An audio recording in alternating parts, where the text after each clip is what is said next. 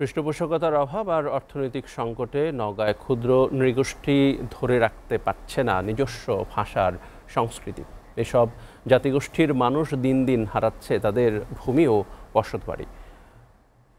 ভূমিদস্যুরা ভুয়া কাগজ দেখিয়ে খাস জমির বসতবাড়ি থেকে উচ্ছেদ করছে তাদেরকে। পৃথক ভূমি কমিশন না থাকায় ক্ষুদ্র জাতিগোষ্ঠীর মানুষের শেষ সম্বলটুকু হারাতে হচ্ছে বলে মনে করছেন নেতৃবৃন্দ।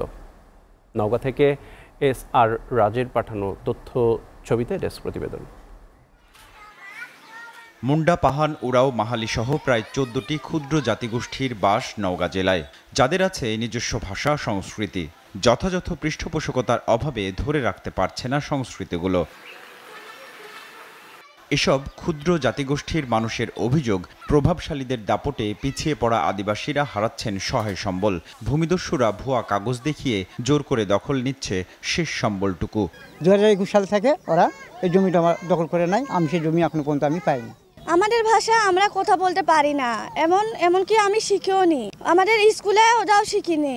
শত শত বছর বসবাস করার পরও জমির কাগজ সম্পর্কে ধারণা না থাকায় ক্ষুদ্র নৃগোষ্ঠী হারাচ্ছেন সম্পদ। এ অবস্থায় পৃথক ভূমি কমিশন গঠনের দাবি জানান এই আদিবাসী নেতা। আদিবাসীদের নামে যে জমিগুলি আছে সেই জমিগুলির ভলিউমের পাতা ছিঁড়ে দেখা যাচ্ছে ওই টাউট বাটপারদের দাদু বা দাদির নামে করে রেখে ওই জমিটা আবার জবরদখল করার চেষ্টা করে। নিজস্ব ভাষা ও সংস্কৃতি থাকলেও নতুন প্রজন্ম তা শিখতে পারছে না। তাই ভাষা ও সংস্কৃতিকে টিকিয়ে রাখতে নিজস্ব ভাষায় প্রাথমিক শিক্ষা গ্রহণের ব্যবস্থা নেওয়ার দাবি এই নেত্রীর। ভাষা, আমাদের সংস্কৃতি, আমাদের কৃষ্টি কালচার দিনের পর দিন হারিয়ে যাচ্ছে। আমাদের প্রাথমিক শিক্ষাটা আমাদের বাচ্চারা যদি নিজস্ব নিজেদের মাতৃভাষায় যদি শিক্ষা লাভ করে, তাহলে আমাদের ভাষা, আমাদের কৃষ্টি কালচার আমরা ধরে রাখতে পারবো।